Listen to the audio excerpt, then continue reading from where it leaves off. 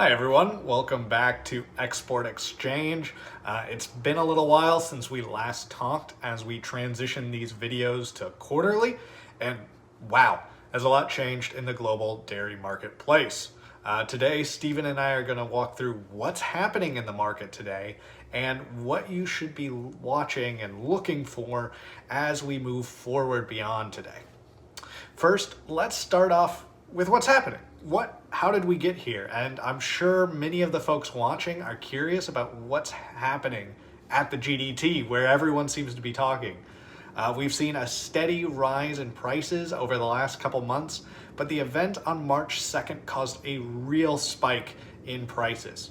You can see pretty clearly when that event happened on the chart here. That's that sharp increase.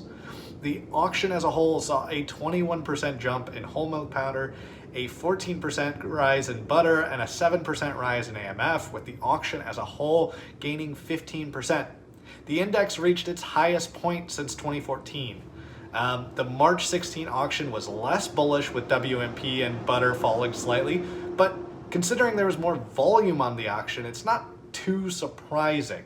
Overall, the market remains very tight with relatively high prices compared to where we were a year ago at this time. So, what's happening in the market?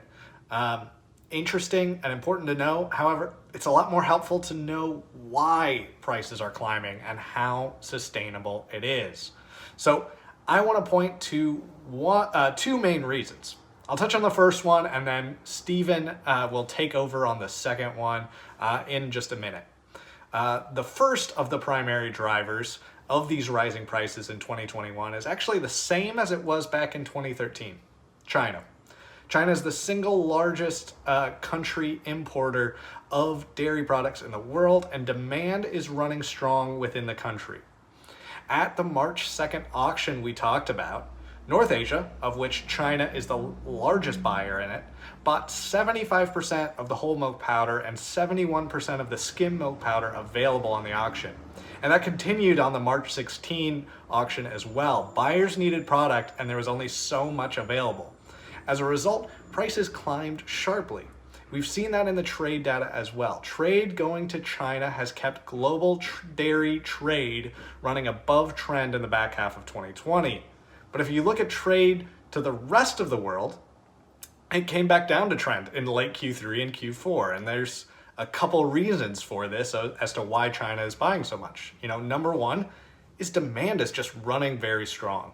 We continue to hear reports that inventories remain well within the normal range for both whole and skim milk powder, while Chinese consumers are buying dairy at a stronger pace than pre-COVID-19. So demand is strong even with these greater imports. At the same time, domestic milk prices within China remain elevated compared to the historic norm, as you can see on this chart. This is creating a situation where even at these elevated prices and with consumer demand running strong, buying large import volumes still makes sense. However, strong demand, particularly out of China, is only half the story. The other part is supply, and I'll let Stephen explain more. Thanks, Will. Milk production in the EU and New Zealand has not experienced the same growth that the U.S. experienced in 2020.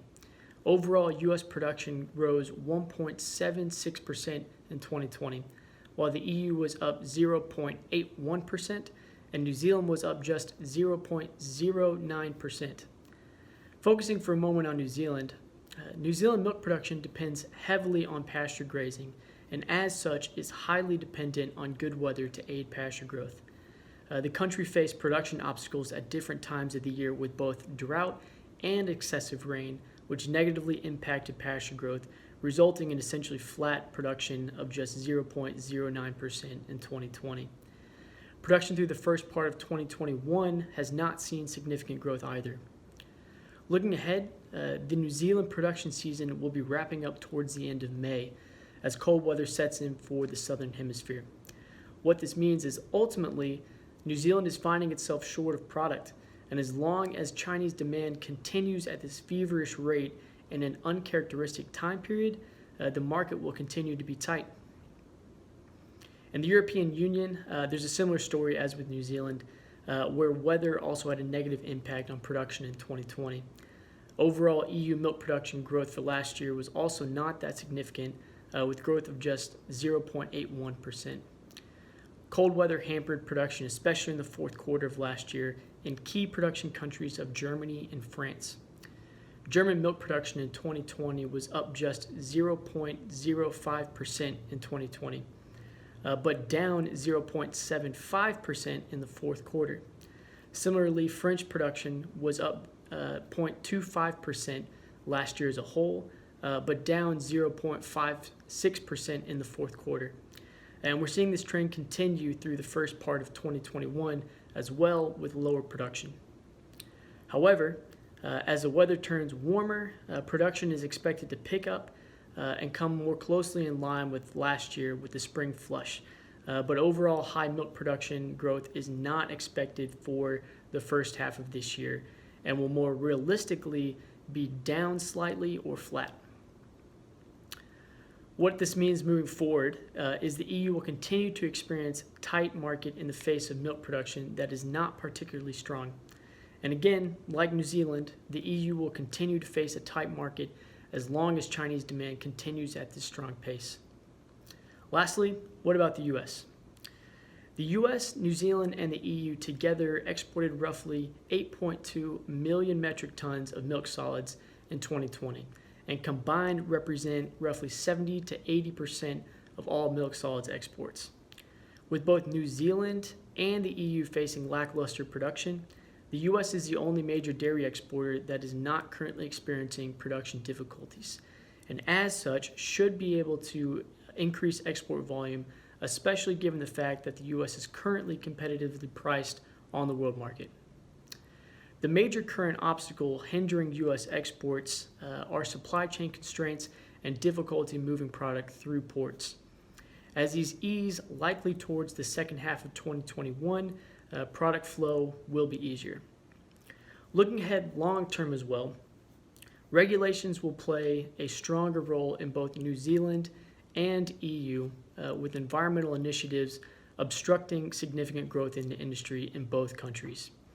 Water regulations in New Zealand effectively limit herd growth, and similar outcomes in the EU stemming from sustainability initiatives will likely provide obstacles for growing the herd as well. This leaves industry growth in both New Zealand and the EU largely relying on efficiency gains of the current herd with production per cow growth. As global demand grows in the face of these constraints, the U.S. emerges as the likely best option for meeting that future dairy demand growth. Well, that's it for this month's episode of Export Exchange. Feel free to reach out to Will or I with any comments or questions, and we look forward to talking with you next time. Thank you.